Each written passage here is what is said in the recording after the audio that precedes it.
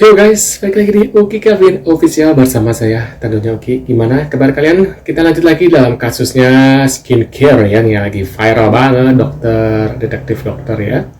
Ya inilah orangnya seperti apa. Yuk kita lihat beritanya guys, untuk berita kali ini tentang skincare. Kembali lagi ke brand H. Menurut Doktif, produk HB dari Dokmil fix. Doktif katakan tidak overclaim. Yeay, alhamdulillah. Terima kasih ya Doktif atas reviewnya terkait HB-nya HNH. Karena reviewnya positif, tidak overclaim, alhamdulillah. Jadi selama ini kepercayaan masyarakat alhamdulillah berhasil nih kita jaga. Dan terkait ada nih sarannya juga bahwa keinginan niacinamide dinaikkan sedikit ke 4% dari 2% yang kita daftarkan. Nah, tetapi karena itu HB-nya memang fokusnya untuk eksfoliasi. Jadi sebenarnya dosis yang udah kita masukkan tuh 2%. Tapi ya itu tadi, karena memang kalau memang kita fokusnya eksfoliasi, yaitu zat asam yang kita gunakan tuh akan kanibal atau memakan kandungan pencerah yang kita masukkan. Jadi dari 2% aja tuh ada kemungkinan turun kan, memang hasilnya pun faktanya turun ke 1,6%. Jadi kalaupun kita naikkan, jadi ada kemungkinan turun. Karena memang fokusnya di situ HB-nya untuk eksfoliasi, jadi memang kita utamakan eksfoliasinya. Jadi kalau memang nanti keinginannya HB yang untuk pencerah, jangan khawatir, ada di HB pagi kita ya, yang ini nih, itu fokusnya untuk mencerahkan dengan tranexamic acidnya 3% dan juga didukung kojic acid, glutathione 2%. Di situ optimal banget untuk mencerahkannya. Jadi memang udah difungsikan yang berbeda-beda nih, dan pengguna HNH pasti paham kan dengan fungsi-fungsi ini. Karena juga nih ternyata Doktif banyak banget yang udah ngerasa kering pakai HB yang malam ini. Jadi nggak kebayang kalau pencerahnya ditinggiin lagi. Nah, alasannya seperti itu Doktif. Makanya saya masukannya cukup 2% ya niacinamide-nya. Jadi memang ada indikasi dan alasannya. Jadi terima kasih banyak ya Doktif atas reviewnya. Dan semoga dunia skincare semoga makin berbenah, dan owner skincare makin cross check, double check kepada pabrik, dan dunia skincare juga sekarang bisa mengambil sisi baik dan positifnya ya di balik huru hara ini. Terima kasih banyak semuanya. Bye bye. Kenapa sih di TikTok kalau ada orang yang ngasih atau yang ngeedukasi malah diamuk? Contohnya ada yang lagi viral namanya Doktif atau dokter detektif. Dia itu ngasih tahu ke kita atau ngeedukasi ke kita untuk hati-hati cari produk yang lagi viral. Karena si Doktif sendiri ini tuh uji lab produk-produk skincare atau body care tanpa biaya sepeser pun dari orang-orang yang ngatain buzzer itu. Terus ngeedukasi lah ke kita, hati-hati dengan brand ini, hati-hati dengan brand ini. Kalau brand ini tuh nggak sesuai klaimnya, katanya niacinamide sekian persen, tapi di uji lab nggak sesuai sama yang klaim brand ownernya. Terus pada ngamuk lah, ngatain buzzer gocengan lah, terus disuruh buka topengnya lah, kayak gitu-gitulah pokoknya. Maksudnya kok bisa nggak sadar yang dia amuk, yang dia katain itu tuh dokter yang udah jelas pekerjaannya tuh memang di bidang itu gitu loh. Dan si Doktif ini tuh menjelaskan kalau beliau tuh udah ada di bidangnya selama 16 tahun. Itu bukan waktu yang sebentar. Tapi kenapa mesti dikatain buzzer? Masih nyantol nomor teleponku. Aku nggak boleh pakai akun Verifikasi Instagram mami tersebut keluar tanpa dari MS Club. persetujuan Siapa ini? mereka. Oke. Yang ketiga, Marani Kemala tidak boleh membuat brand skincare apapun di luar Marani brand tersebut. Kemala. Jadi aku udah nggak boleh pakai brand tersebut, terus aku nggak boleh buat produk apapun. Itu isi kontraknya. Itu isi surat yang mereka sodorin ke kita. Terus kita nggak mau tanda tangan. Jadi kalau nggak mau tanda tangan, pilihannya satu, nggak mau tanda tangan atau kamu keluar. Ya aku pilih keluar, karena menurut aku nggak fair dong gitu loh. Aku ada di dalam sana, aku nggak boleh pakai logo brand tersebut. Aku nggak boleh di event dimanapun, nggak boleh pakai logo tersebut tanpa persetujuan mereka. Tapi aku itu nggak boleh buat produk lain. Jadi aku ngapain di industri kosmetik ini gitu loh. Ya akhirnya aku memutuskan buat mundur. Kalau kalian jadi Rani kayak gimana? Itu loh ceritanya ya. Tapi sebabnya apa? Nggak tahu sama sekali sebabnya. Sebabnya nggak tahu. Tapi isi suratnya itu ada, dan aku sendiri udah buat video unboxing surat itu pas pertama kali surat itu kita dapet. Jadi aku udah unboxing itu, pasalnya tuh banyak banget. Jika melanggar di pasal tersebut kena hukuman pidana. Jadi itu suratnya itu terlalu kejam menurut aku gitu loh. Jadi aku tuh nggak boleh pakai logo ya gitu.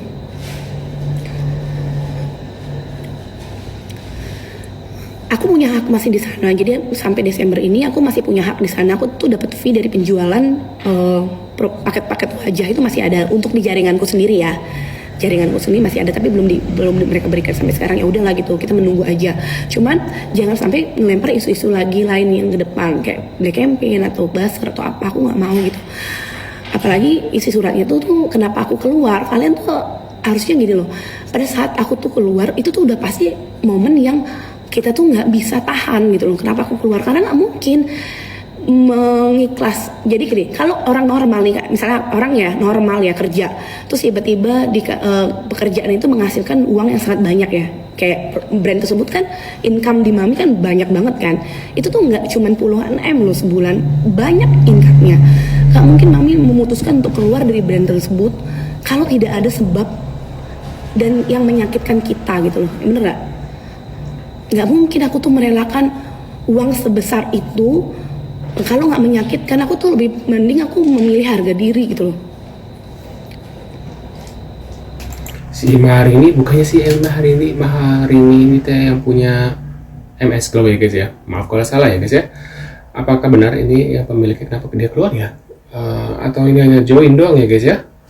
Dan aku lihat kayak MS Glow udah makin redup ya, nggak kayak dulu mah kan viral banget ya, dikit-dikit MS Glow. Sekarang kayaknya makin redup. Nggak tahu sekarang skincare yang lagi viral tuh apa nih setelah MS Glow. Kalau kalian tahu tulis di kolom komentar guys. Ini kita lanjut lagi di video selanjutnya guys. Kategori yang paling banyak dramanya apalagi kalau bukan kategori dokter skincare ya. detektif. Dan gue bersyukur ya dengan kehadiran dokter detektif ini ya, dia mau ngebongkarin ya skincare owner skincare yang oknum nakal yang taunya cuan doang tapi kagak tahu produk yang dia jual itu kandungannya overclaim atau enggak gitu. Apalagi kalau misalnya kandungannya berbahaya, itu lebih parah lagi. Emang gue perhatiin ya semenjak kehadirannya TikTok ya, itu skincare itu makin menjamur. Banyak banget tuh orang-orang yang tiba-tiba mendadak bikin bisnis skincare. Udah gitu banyak banget owner yang tiba-tiba kayak mendadak pokoknya tajir melintir gitu karena jadi bos skincare gitu.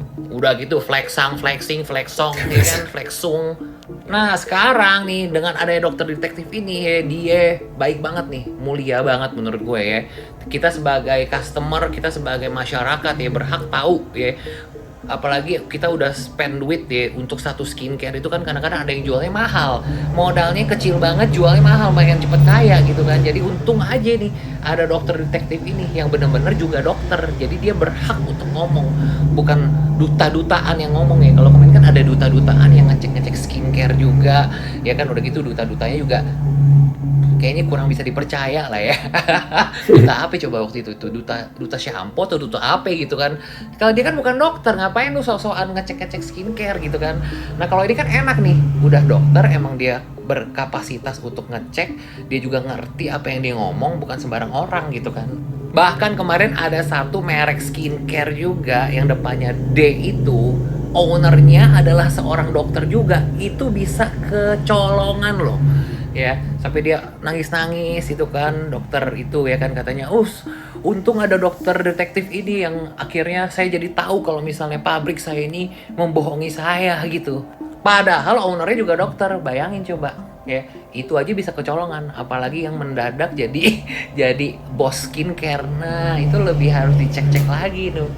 Apalagi jangan sampai kita ngebiarin banyak oknum owner skincare yang kaya mendadak sama oknum maklon yang kaya mendadak gitu kan. Lagian gue pikir-pikir kok kayaknya di Indonesia tuh gampang banget ya orang mau bikin skincare tuh, kayak oke, kita bisa bikinin sampai ke bepom-bepomnya. Banyak kan yang bisa kayak begitu gitu loh. Kayak segampang itu gitu loh kayak bikin bisnis skincare di Indonesia. Kayak semua orang bisa, yang penting punya duit gitu kan. Yang penting udah terkenal dikit, udah bikin skincare sendiri gitu kan. Oh ya sekarang gampang ya kayaknya. Kalau gitu saya juga kepikiran pengen bikin skincare juga kayaknya ya. Menarik juga nih ya.